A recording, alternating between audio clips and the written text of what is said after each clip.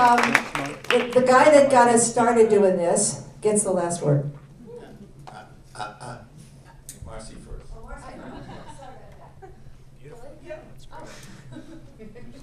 Okay. New York City's food show. Well, this has been really exciting to watch today, and I guess the one thought that I'll share is that one of the reasons this is so exciting to me is because of how deeply I believe in the mission of higher education. I was able to access higher education because of a scholarship that was made possible by an endowment. We're called the Responsible Endowments Coalition, and in part, being a responsible endowment, I think, is about where you're invested, and I think part of it is also how it's being used to support the beneficiaries of the endowment. The students, the faculty, the mission, the community, the public at large. As as a tax-exempt institution, there's a public subsidy that universities enjoy. So I think that the public is also an important beneficiary of the endowment. And I really believe, that higher education represents some of the best parts of the Enlightenment tradition. This kind of rigorous inquiry into the hard questions and a willingness to tell the truth, even when that truth is risky or not financially profitable. Sometimes there are risks to telling the truth. I mean, ask Galileo. And I think it's really important that this particular category of institution, higher education, take very seriously its mission, as was very eloquently described earlier, to renew civilization. What happens when this institution loses credibility? And I will share this sort of as a cautionary anecdote. I'm from Kentucky, I'm from Eastern Kentucky, and last time I was home, I was talking to an uncle of mine who's gone into pretty serious debt, educating his children, and was trying to explain endowments. And he was like, wait a minute. He's like, universities are sitting on, in some cases, billions of dollars? And I was like, yeah, they are. And he's like, he's like, the way that you're describing it, it sort of sounds like they're banks doing education on the side.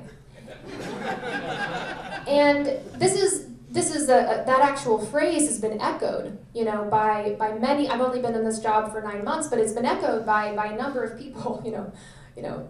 Hedge funds doing education on the side is one that I've heard, and that's an example. I think that's an example of where that's a person who's like, oh, wait a minute, can I in fact trust this institution?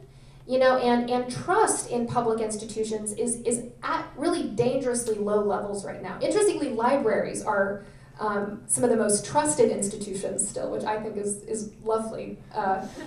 But I think that we need to take that really seriously, and as we consider what it means to create an endowment that is aligned with a university's mission, that we're thinking about, not just the sort of narrow written mission of a university, but also the function of higher education within the human story. So I appreciate all of you all being here and obviously being leaders and taking that question very seriously. And I would just urge you to continue that leadership and continue being on the edge that is pushing forward. Because that moves the Overton window, right? That moves the window of political possibility. And we desperately need that kind of leadership right now. So thank you.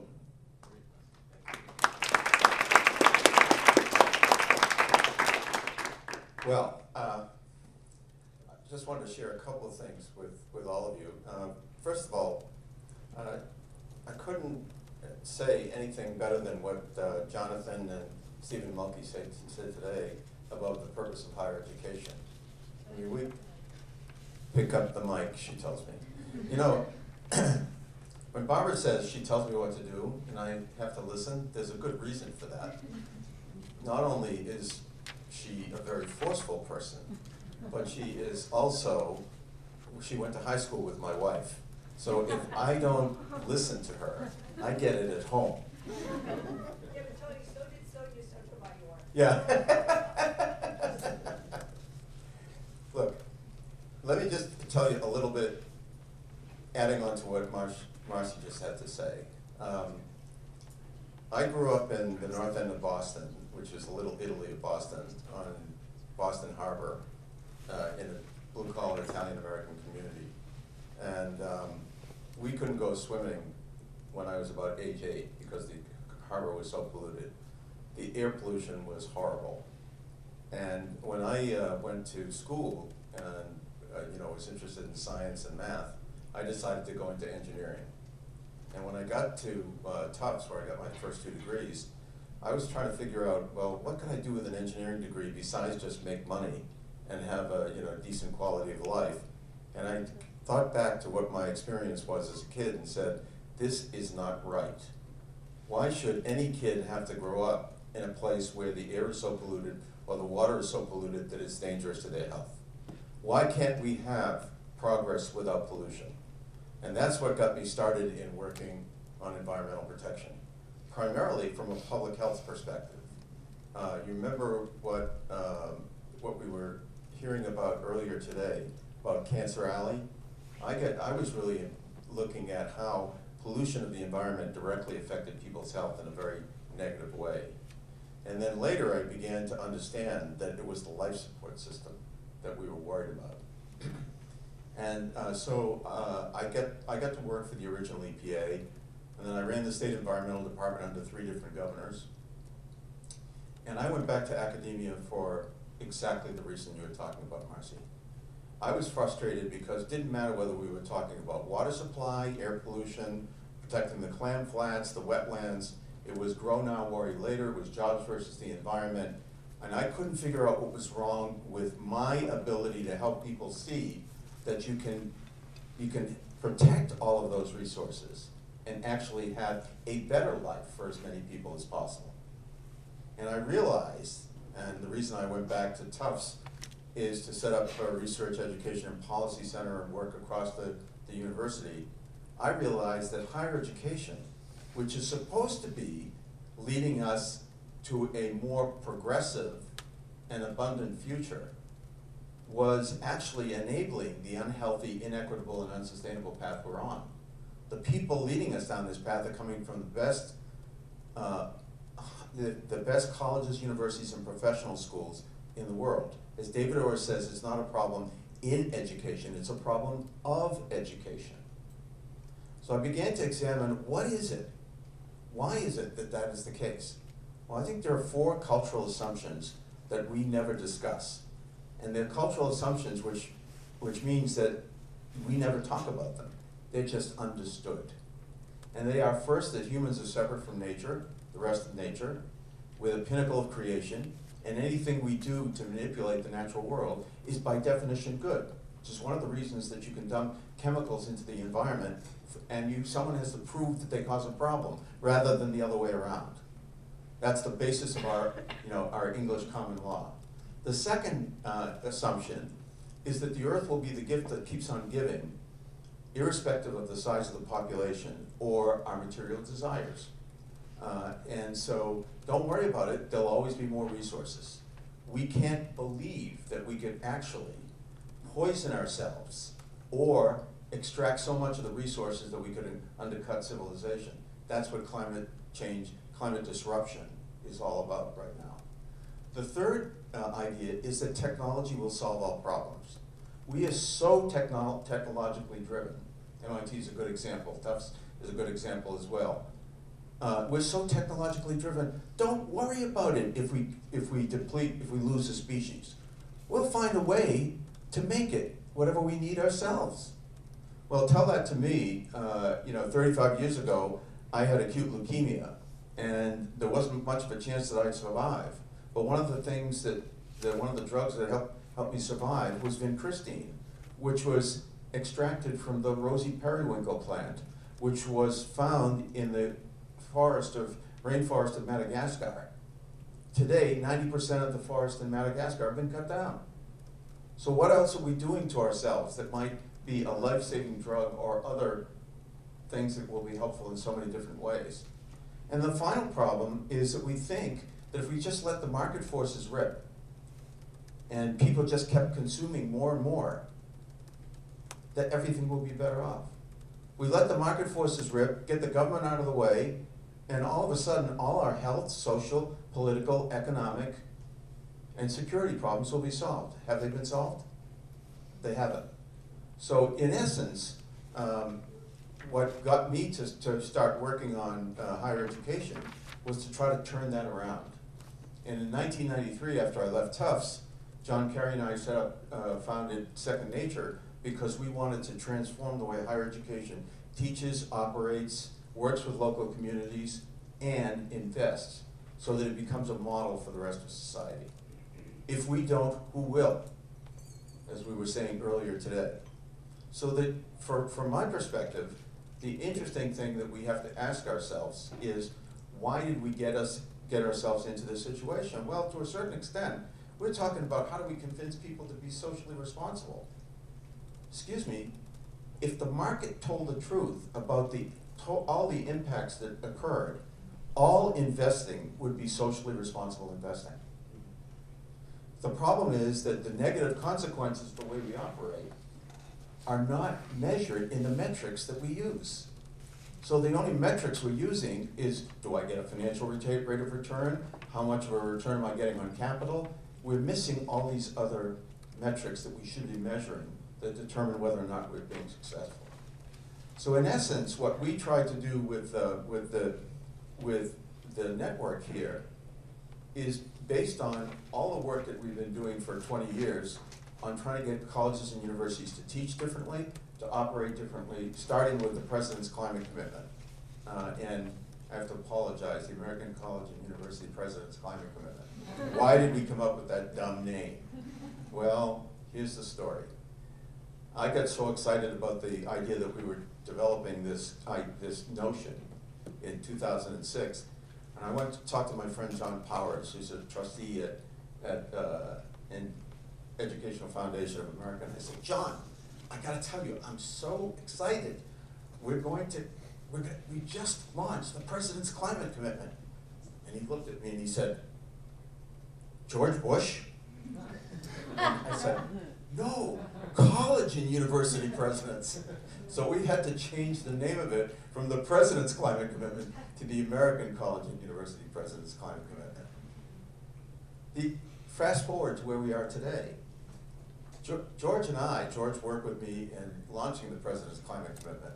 We saw that there was something beyond everything that we've been doing already. There was like a lead wall between the investments and everything else that colleges and universities were doing. So we said something has to change with respect to that, because everything the college does ought to be investing, operating, and leading to a more healthy, just, and sustainable society. If not, have we done our job? Would we deliberately create an unhealthy, inequitable, and unsustainable society? No, we wouldn't do that. But we're doing it de facto because of these cultural assumptions and the fact that we're not measuring the impacts of everything we do. So in a way, you remember the piece that George put up earlier where he said, all investing is impact investing? It's exactly right. Every investment, every action we take has an impact. And the question is whether we make that positive or we make it negative. So we created the Intentional Endowments Network for a very important reason. We had groups like Responsible Endowment Coalition, Sustainable Endowments Institute, As You Sow, and a whole bunch of others that have been trying to push all of the investments in the right direction. The challenge is that everything that everybody is doing so far is necessary but far from sufficient to actually tip the whole system. Our goal with the network is to make sustainable investing the default for higher education. Now, we can't do that with just a small band of Indians in the room here. But we decided the idea of a network, and George just put it up here, is could we work with REC and all these other organizations? Could we work with the investment community? Could we work with the trustees? Could we work with the presidents? Could we work with the business officers to find a way and the students, of course, to find a way that we can get everybody on the same plane for what the purpose of our institutions are. Endowment is really important. It represents intergenerational equity, you know, because why do we not just spend all the money right now that we have? For the reason is to allow future generations to have the same experience or better that we had when we went to college. That's the whole idea of endowment. The challenge is that the people that are managing the endowment don't understand that the way they're managing the endowment is creating intergenerational equity problems because we are undercutting civilization by the way in which we're operating.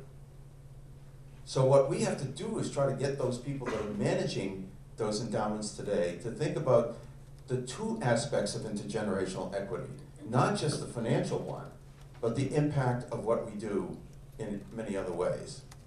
So the notion of the network, as you see here, we think that the only way we're going to solve this problem is if we could create a massive ability for people to share information, create peer-to-peer networking.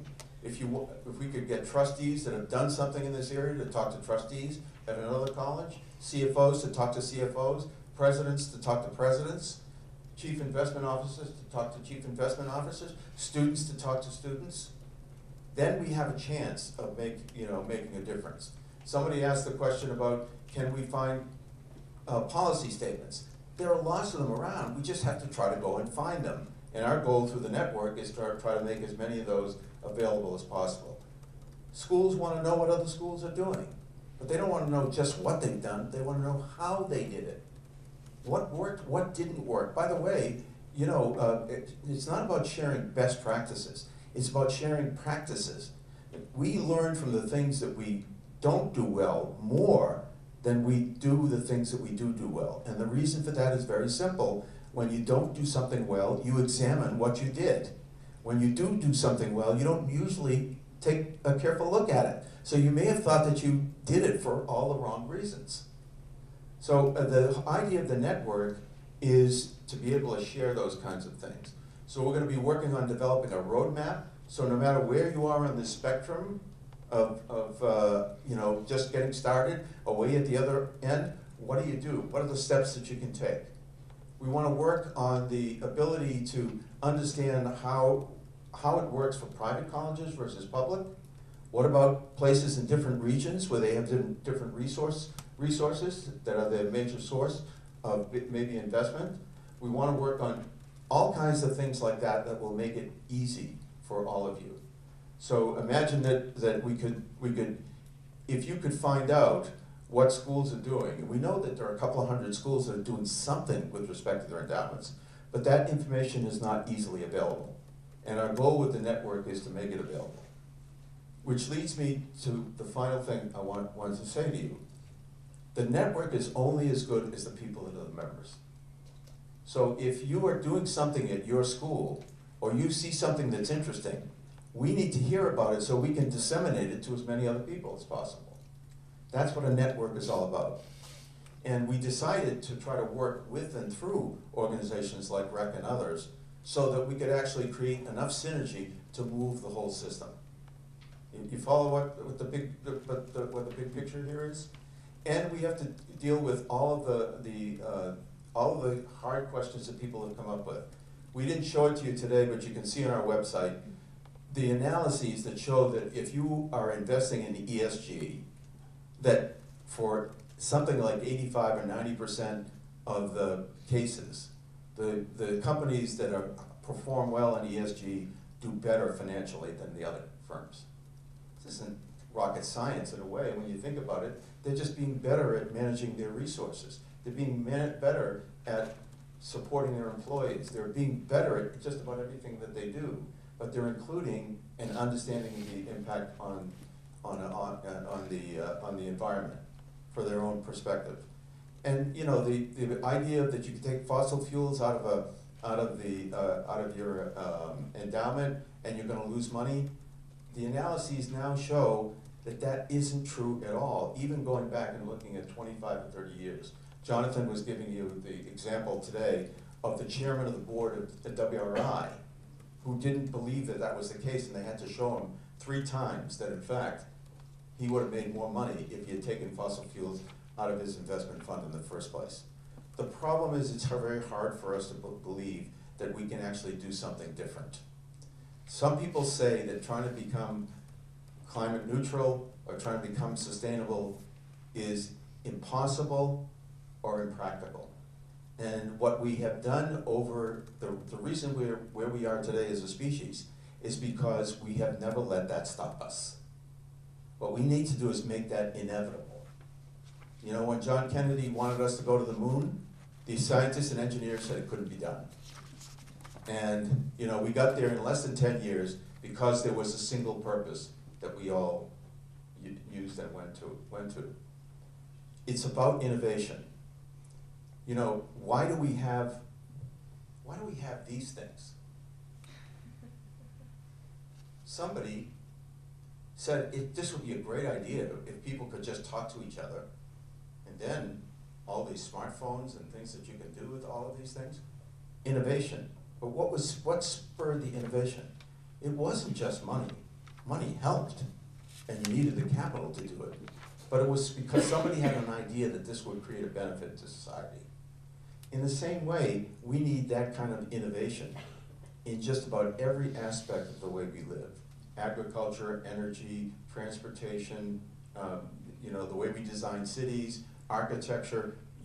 It's innovation in all of those areas. And that innovation will come when we start to measure the impacts of what we do. So what we're about, as you can see, we're about transformation of the mindset. It's about a new mindset with the idea that the investment is towards what will make a greater society. One of the problems with just doing divestment alone is that you're just taking negative things out of the investment. So we had the idea of intentionally designed endowments so that you're being intentional about not only get the financial return you want, but you're aligning your endowments with your mission, supporting your mission, and you're also investing in those things that are going to lead to a more healthy, just, and sustainable society. So that's what I wanted to leave with you is don't think about this. You're going to go back and you're going to start thinking about all of the low-hanging fruit and the other things that you need to do to push the investment piece. Go ahead and do that. But there's a larger idea here. It's one of the reasons we have the solutions panel that all of these innovative ways that you can be thinking about investing your money that actually have a great social impact. The notion that I wanted to get you to think about is that this is an opportunity. You know, you've probably heard this many times about the Chinese characters for for a crisis, a danger plus opportunity. And you know, the opportunity is there. Wherever there's a problem, why do you think people innovate? They innovate because they see that there's an opportunity caused by some lack or something that they need or something that we want. And so the notion here is how do we bring it all together and make it work? We will be successful in the way I like to think about this. We will be successful is if every college and university were doing this and nobody ever heard of the Intentional Endowments Network. Because it will be their idea and it will be second nature to them. So, you know, one of the things I would say to all of you students particularly, you know, I love the idea of socially responsible investing, sustainable responsible investing, but let me tell you what it does to trustees. It makes it sound like everything they've been doing in the past was irresponsible. And what you don't want to do is go to someone who has been working hard and thinking that they're doing something of benefit to a foundation or to a university and say to them, you are a bad person. That's in essence what you have to be very careful about. Trying to walk in their shoes and understand where they've been and the challenges they face. That's why the peer-to-peer learning, we think, is a really important thing and what we're trying to promote with the network. So respecting where they are and realizing that you can't make some of these changes overnight. even though I would like to see them all happen yesterday. I'll close with just the way I think about my own career, professional career.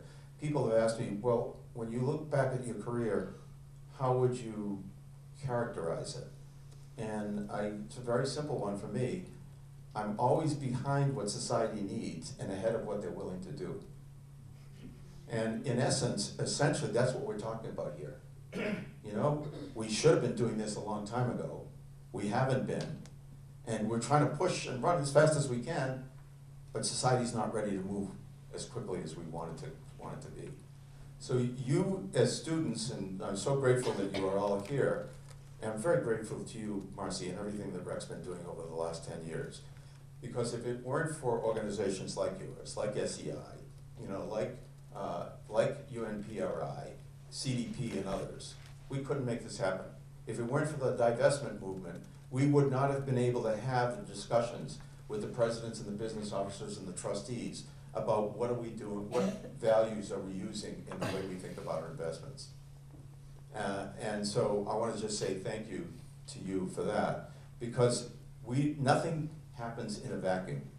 So we were not able to get the president's climate commitment to occur just like that, but it was because of 20 years of hard work by colleges and universities and organizations like ASHE and Second Nature and others that were working on this. And it took that long before we could get the whole, you know, to be able to tip the whole system. So, thank you. Thank you. Go forth and multiply. Go forth and multiply the ideas. Don't be afraid to ask questions. Don't ever think that, you know, you go to a trustee, ask a question, don't worry about it. There's no such thing as a stupid question, there's only a stupid answer. You ask a question because you don't know the answer to something. So asking about it, and asking why, like the little kids do, is a very good thing to do. Thanks very much, we're gonna have a great reception.